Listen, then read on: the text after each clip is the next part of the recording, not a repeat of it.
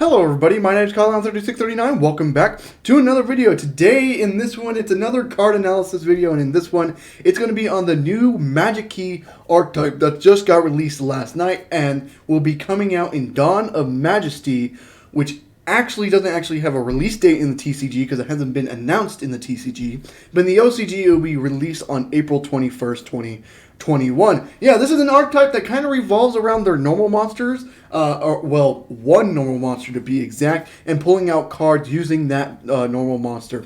And also another thing is they have machine rituals. Now, if that doesn't raise an alarm bell, you clearly have not been playing today's format, because machine ritual people would think Drytrons. Drytrons have been one of the best decks. Now, can they actually use these rituals? That's to find out. We'll cover that later in the video, though. But without further ado, let's get in to the archetype.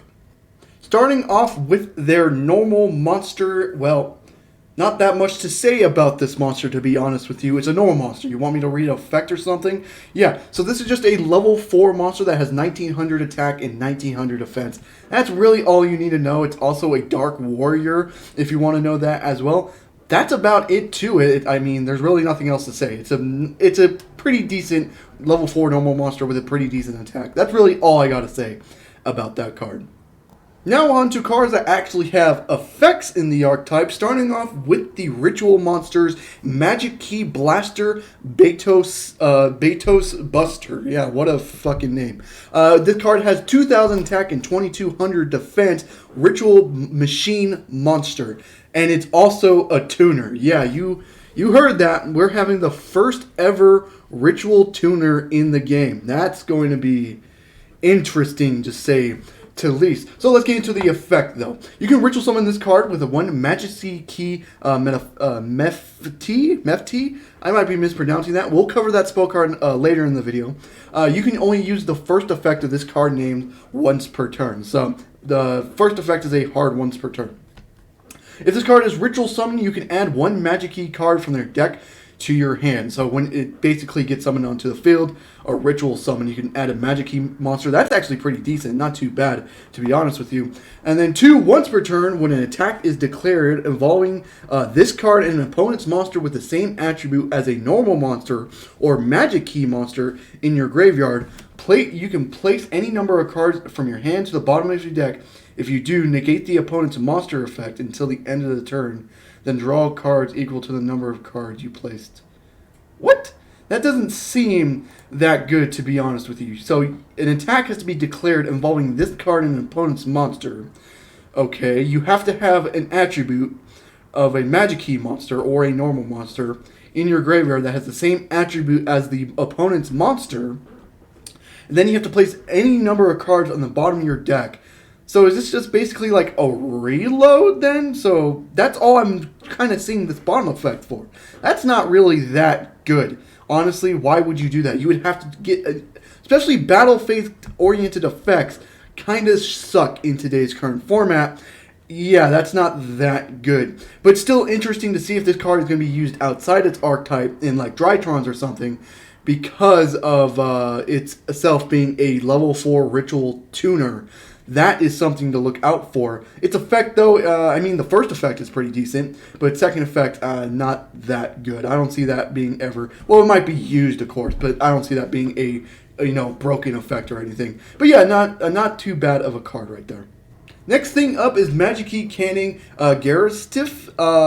Expect me to be mispronouncing a lot of cards in this video. I'm shit at English anyways, and pronouncing new cards that just got revealed, I'm probably going to be even shitter at as well. So this card has 2000 attack, once again, with a 2800 defense, level 1, 2, 3, 4, 5, 6, 7, 8. He's a level 8. He's an Earth Machine monster, not a tuner, but that's all right. So this has 3 effects. You can you can ritual summon this card using the Magikeys Mefti. You can only use the second and third effect of this card named once per turn. So the second and third effect is a hard once per turn. 1 gains 300 attack for each monster's attribute in the graveyard. So I think it's each different attribute in the graveyard. Okay, that's not too bad. I mean, it's at 2000 attack. How ridiculous can that get into anyways? Its second effect, however, and so these are the actual effects that matter. When your opponent activates the effect of a monster with the same attribute as a monster in your graveyard, and you control this ritual summon card using monsters with 2 or more attributes, quick effect, you can negate the activation if you destroy that monster. Now, it's a good negation, but that's a lot of fulfillment you need to have with that card. First off, the monster you're trying to negate has to be the same attribute as one of your cards in your graveyard, which, again, if you play just a shit ton of attributes in your graveyard, that cannot be that bad. But you have to control this ritual summon card that uses 2 or more attributes as its ritual material. So you have to use a dark and a light or something like that to pull it out, because presumably you'd be using a normal monster, the normal monster for the archetype to bring that out, and that's a dark. So you need a dark and some other attribute to pull this out. I guess it can be fulfilled. It's a negation effect. I guess that's not too bad, but it might require a little too much fulfillment. But then again, I could be wrong. Maybe this archetype can get fucking different attributes in the graveyard no matter what. And then the third effect is this card's ritual summon. This ritual summon card is sent to the graveyard. Add 1 magic key monster from your deck to the hand. So that's just if it's sent to the graveyard. So if it gets linked off or anything like that, that's actually pretty good. And you can also adding a magic key card. I'm assuming adding stuff from your deck to your hand is going to be good in this. So now that we covered the ritual monsters, are these ritual monsters actually going to be used in Drytron? I want to cover that just right now. No, not at all. Just because they can pull it out with a 1 tribute with Drytrons doesn't mean they're actually going to do it. The effects for the ritual summons don't have anything to do with what Drytron does. It, of course, just doesn't make any sense. Drytrons only control light, and this seems to be an archetype that wants different attributes in the graveyard. So, doesn't seem like they would ever use these ritual monsters. Maybe they'll use the level 4 tuner ritual summon monster, not because of its effect or anything, just because it's a tuner, and that can pull it out in 1 tribute. That's about it. I don't think they would use it outside of that. So, again, even though they are machine rituals, I don't think they'll be used in Drytron whatsoever. But we got more archetype stuff to cover, so let's get into that. Now on to the fusion monsters. Yes, they also have fusion monsters in this deck. We're starting off with a Magikeys Summon Beast. Not even going to try to pronounce that other one, because dear God, look at that fucking name. This is a level 4 Dark Beast monster that requires 1 Magikey monster and 1 non-token normal monster to summon. You can only use the first effect of this card's name once per turn. If this card is fusion summon, you can add 1 Magikey Mephiti from your graveyard to your hand. So that's probably a spell that can pull out the ritual summon monsters, because that's what the ritual monsters say they can require. But 2 is a soft once per turn. You can target one opponent's attack position monster with the same attribute as a normal monster or Magikey monster in your graveyard. Change that to defense position. If you do, it loses 1,000 defense. So not that bad. It's not the best either, just switching things to defense. It loses 1,000 defense as well. But it's not the best thing, but it's not the worst thing either. And then 3, banish any monster destroyed by battle with this card effect. Considering it only has 2,200 attack, I don't know if it'll be able to destroy big monsters by that, but I mean, that could be a good effect, I guess. So yeah, that, for my opinions on this card, it's not the worst. I guess the first effect, being able just to keep adding that 1 spell card we keep reading, might be good, just depending on how good that spell card is. But again, this probably would be just maybe go into this and go into keep going into rituals or something like that. Not that bad of not the best card, but not the worst either. That's just my opinion on that. The next fusion on the list is Magikeys Summon Beast Androbynimus. I don't know. I'm mispronouncing the shit out of these. This has a 2,800 attack, 2,000 defense. It's a winged dragon monster. So, of course, all these being different attributes and different types as well is kind of interesting as well. It requires 1 Magikey effect monster and 1 normal non-token normal monster. And so, when this card is fusion summoned, your opponent cannot activate cards or effects. Okay, that's interesting. So they can't negate the fusion summon. That's pretty interesting. I don't know if that's for the rest of the turn, because it doesn't say anything like that. But that's very interesting. Okay. 2, once per turn. It's a soft once per turn. Target 1 normal monster or Magikey monster in your graveyard. Destroy all monsters your opponent controls with the same attribute. Seems like this archetype likes to gain different attributes into the graveyard, so that might not be that much of a problem. So that can actually maybe be good. And then 3, another soft once per turn. If an opponent's monster with the same attribute as a monster in your graveyard is destroyed by battle or card effects, and you control this fusion summon card using monsters with 2 or more attribute as material, draw 1 card.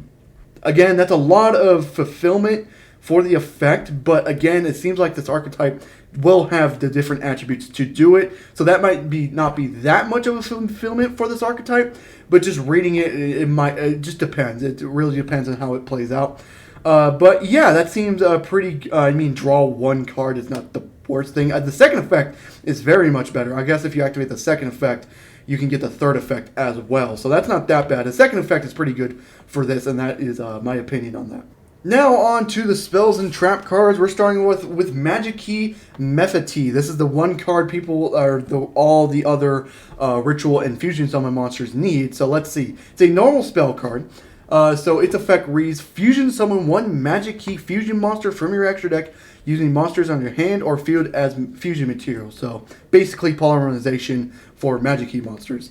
Or ritual summon 1 Magikeys ritual monster from your hand by trading monsters from your hand or field whose total level equals or exceeds the level of the ritual monster. So just a ritual spell for the deck as well. So this is just a 2-in-1. This is either a polymerization for you or a ritual spell for you. But it does have another one. If you control a normal monster, you can also send 1 normal monster from your deck to the graveyard as fusion material, or one as the monster is required for a ritual summon. So if you have a normal monster on field, you can send another normal monster from your deck to help you fusion summon or ritual summon. So yeah, so basically this is a 2-in-1 that helps you either fusion summon or ritual summon. So it's basically polymerization and a ritual spell combined for the archetype. And then if you control a normal monster, you can also send another normal monster from your deck. So basically advanced ritual arts for that as well. So honestly, not that bad of a card, especially then since there's a lot of cards that can search this out. There's a fusion monster that can add this back from the graveyard.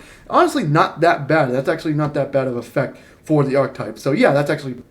Next, we have their field spell, Magikeys Unceilingg. You can only activate 1 card with this card's name per turn. So you can only activate 1 of these field spell per turn. You can only activate the third effect of this card's name once per turn also. Okay. So first effect is when this card resolves, you can add 1 Magikeys monster from your deck to your hand. So basically how they've been printing a lot of field spells recently, where the field spells get to search out their archetype monster. So that's actually not that bad. It can add the ritual monsters. It can add to the normal monster if you want as well. So not that bad. 2, the first time each normal monster you control would be destroyed by battle or card effect, except for tokens, it's not destroyed. It's not the worst. It protects your normal monster 1 time for a turn, but it's not that. It's, again, that's probably not a card effect that's really going to come. Well, it might come up, but not like, going to be game changing coming up. You know what I mean? And then third, the one that's a hard once per turn. During your main phase, you can add 1 Magikeys Metaphy from your deck to your hand, then place 1 card from your hand to the bottom of the deck. That's actually pretty interesting. So when you activate the card, you can search out a Magikeys monster, which, depending on what you add, you can add the ritual spell, then activate its effect again to add the 2-in-1 spell card, then put a card to the bottom of the deck. That's actually not too bad. This is like a really good starter for the deck. So this is one of those cards that, if you're versing it, it's probably a card you want to negate. So honestly, that's actually pretty good. That's a very good field spell for the archetype. Now going into their trap cards, we're starting off with Connected Magikeys, which is a normal trap card. So its effect reads, target 1 normal monster or Magikeys monster in your graveyard. Add it to your hand, then apply 1 of these effects. Fusion summon my Magikeys fusion monster from your extra deck in defense position, using monsters from your hand or field as fusion material, okay? 2, or the other one is ritual summon 1 Magikeys ritual monster from your hand in defense position by tributing monsters from your hand or field whose total level equals or exceeds the level of the ritual monster. Okay, so it seems like you would rather want to pull out ritual monsters with this card effect, because the fusion summon you would have to have a Magikeys normal monster plus another plus another normal monster as well with it. I think that's how it worked. I could be wrong. But the ritual summon, you just need attribute levels. So, I mean, you can do both. If you can do both, that's pretty good. But depending on the situation, the ritual summons could be better. Again, I don't know because, again, this hasn't been played out just yet. It could be a very good card effect because you can fusion or ritual summon during your opponent's turn is very, very good. So, yeah, not that bad of a normal trap card for the archetype. Now on to their counter trap card, Magikey Lock Unlock. What a name for the fucking card. You can only activate one of these cards once per turn, so it's a hard once per turn. So when your opponent activates a spell or trap card while you control a Magikey ritual monster or Magikey monster special summon from the extra deck, so either a ritual summon Magikey card or a fusion summon Magikey card, negate the activation. If you do, destroy it. Destroy the card, then you can declare one attribute. And if you do, all face-up monsters your opponent controls become the declared attribute for the end of the turn. So it's kind of like so that when activate a spell or trap, so it's a little bit worse Solomon. So you can't negate any summons or anything like any summons or something like that, like the Solemn cards do. But you can negate any spell or trap and then declare one attribute, and all those monsters become that attribute. That can actually be ridiculous with Super Poly. If you just declare Dark and then have Super Poly on the ready, that can actually be very, very good. So yeah, that's actually not that. It's not good either. You maybe want to play the Solemn cards over this because again, the Solemn cards can negate summons and not just spells and traps. But again, not that bad considering this archetype likes to make sure their opponent monsters have the attributes that they have in the graveyard. So honestly, not that bad.